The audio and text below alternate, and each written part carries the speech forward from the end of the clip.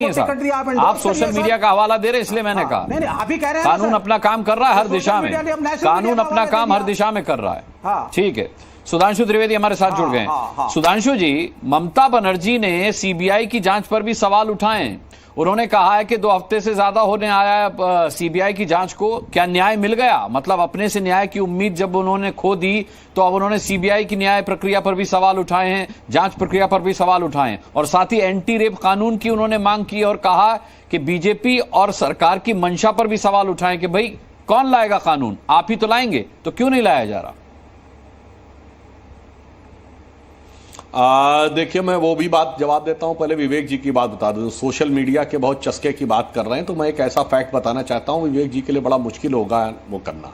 भारत का जो हाल का चुनाव हुआ है, ये दुनिया का एक बड़ा विचित्र चुनाव था। भारत के इतिहास का पहला चुनाव था जब किसी विदेशी अखबार में नहीं, बाकायदा रूस की विदेश मंत्रालय ने यह वक्तव्य दिया कि सोशल मीडिया का यूज किया जा रहा है भारत के चुनावों को इन्फ्लुएंस करने में। विवेक जी जरा ध्यान दीजिएगा, उन्होंने ये कहा कि अमेरिका के द्वारा इन्फ्लुएंस किया जा रहा है, और आप सोशल मीडिया का गुणगान करने में लगे। वो कम्युनिस्ट जो कि हमेशा इनके विरोध में लगे रहते थे, और बाकी होगा तो मैं उसके और डिटेल बता दूंगा। उन्होंने मतलब इसलिए वो विषय के ऊपर वो तो नहीं, वो अब समझ में आ गया ना कि सोशल मीडिया में देखिए लेफ्टिस्ट भी कैसे घूम जाते हैं, इन्होंने प्रमाण दे दिया। अब आते हैं ममता बनर्जी वाले विषय के ऊपर।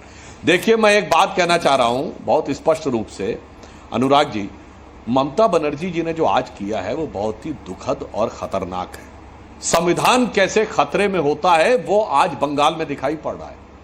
पहले आरोपी को बचाना, जांच को भटकाना, सबूतों को मिटाना, उसके बाद आंदोलनकारियों को धमकाना, और आज ममता जी की प्रेस कॉन्फ्रेंस का स्टेटमेंट देख लीजिए।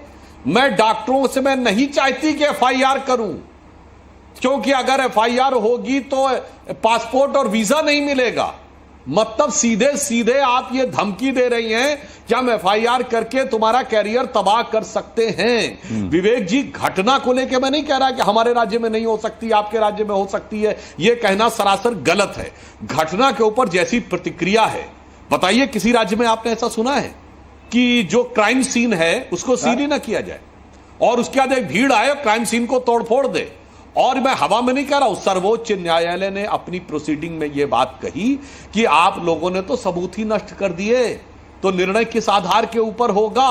सर्वोच्च न्यायालय ने कहा कि 30 साल में ऐसा कोई उदाहरण नहीं देखा कि उसका अंतिम संस्कार होने के बाद एफआईआर दर्ज की जाए, तो और उसके बाद आरोपी को तुरंत चंद घंटों में दूसरे कॉलेज का प्रिंसिपल अपॉइंट कर दिया जाए। और इतना ही नहीं, विवेक जी, आप भूल गए, आप कैसे तुलना कर रहे हैं? टीएमसी के मंत्री गुहा साहब क्या बोले कि ममता जी की तरफ जो उंगली उठेगी वो उंगली तोड़ दी जाएगी।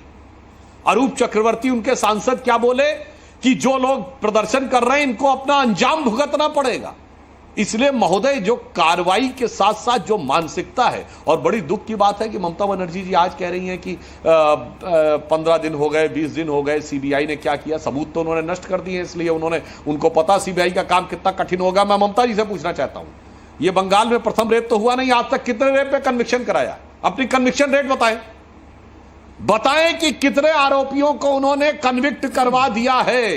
यह होता है तिनके की ओट में पहाड़ छुपाने की कोशिश करना, यह है फिर एक बार झूठ बोलकर चीजों को डाइवर्ट करने का प्रयास करना। और जहां तक नियम सख्त करने की बात है, तो मोदी जी की सरकार ने आने के बाद नाबालिग बच्चियों के साथ बलात्कार के ऊपर मृत्युदंड का प्रावधान किया है, और बलात्कारियों की सजा को 10 साल से बढ़ाकर 20 साल तक करने की व्यवस्था की है, और महिलाओं के लिए जो अन्य सुरक्षा दी है वो सारी बातें अलग है। मगर मैं पूछना चाहता हूं, जरा पश्चिम बंगाल के जो हमारे प्रतिनिधि बैठे हैं तृणमूल कांग्रेस के, अपना कन्विक्शन रेट बताएं आरोपियों पे जिन पे बलात्कार का आरोप हो, और आज तक फांसी छोड़िए, अभी जेल कितनों को पहुंचाया, इसका जवाब देके जाएं, तब समझ में आएगा, दूध का दूध पानी का पानी हो जाएगा। शुभंकर भट्टाचार्य जी, आप जवाब देना चाहेंगे इस सवाल का?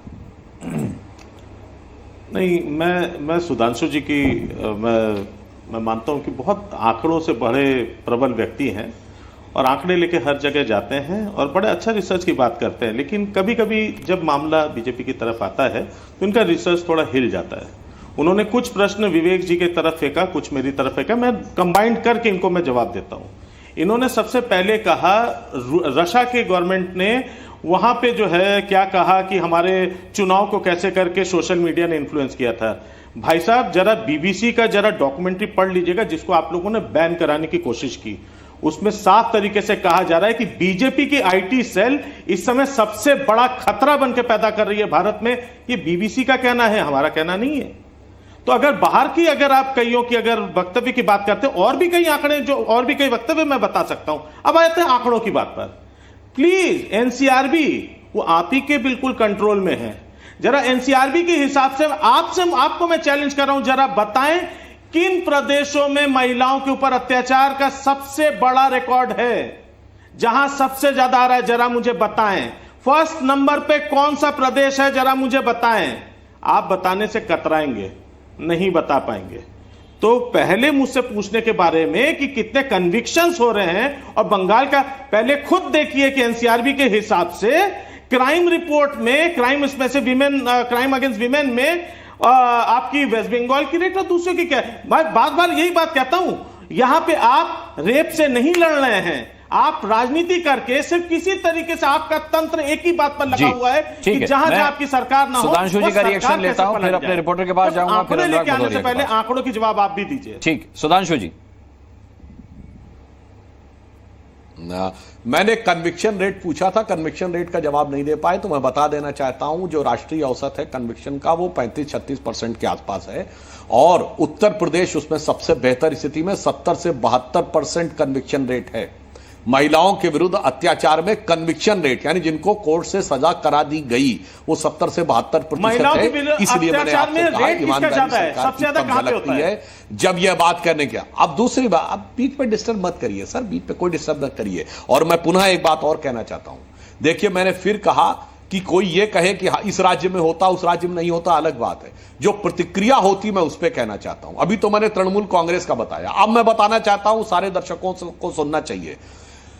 कर्नाटक में कांग्रेस के नेता की बेटी नेहा हीरामत को चाकुओं से गोद दिया जाता है, और उसके बाद चूंकि चाकू चलाने वाला बड़े मजबूत वाला वोट बैंक था ना, तो इसलिए कर्नाटक का गृह मंत्री क्या बोलता है, ये तो इन लोगों का आपस का मामला था, इसलिए उसे गुस्सा आ गया, इसने चाकू चला दिया।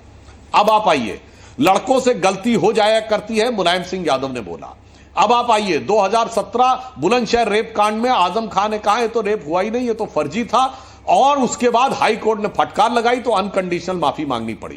अब आप आइए, जब एनसीआरबी के डाटा की बात शुभांकर जी कह रहे हैं, तो सबसे ज्यादा 1-1.5 साल पहले जो था वो राजस्थान था, और राजस्थान के सबसे बड़े मंत्रियों में से एक शांति धारीवाल से जब कहा गया कि राजस्थान में सबसे ज्यादा रेप होते हैं, तो उन्होंने हंसते हुए कहा राजस्थान मर्दों वाला प्रदेश है, यानी रेप को मर्दानगी से जोड़ दिया। और राजस्थान के मुख्यमंत्री अशोक गहलोत ने कहा बतौर मुख्यमंत्री कि आधे से ज्यादा रेप केस फर्जी होते हैं, और 57% की फिगर बताई। मैं शुभांकर जी और अपने विरोधियों से कहना चाहता हूं, घटना होना एक बात है, घटना पे ये प्रतिक्रिया की उंगली तोड़ देंगे, अंजाम भुगतना पड़ेगा, एफआईआर हो सकती है। ये तो आपसी मामला था, लड़कों से गलती हो जाती है, रेप फर्जी था, मर्दानगी की बात है, और 57% केस फर्जी होते हैं। ये आप लोगों की दूषित मानसिकता दर्शाता है। मैं विनम्रता से कहता हूं, हमारे राष्ट्रीय अध्यक्ष मुख्यमंत्री स्तर का कोई ऐसा नेता बताइए जिसने इस ढंग का बयान दिया। ठीक है, मैं लौटूंगा, अनुराग भदौरिया आपके पास भी आऊंगा, शुभंकर आपसे भी इसका जवाब लूंगा। अभी मैं रुक कर रहा हूं अमित भारद्वाज का, जो हमारे संवाददाता वहां मौजूद है। अमित, क्या अपडेट है? देखिए, मैं कॉलेज स्ट्रीट पे हूं। आप जी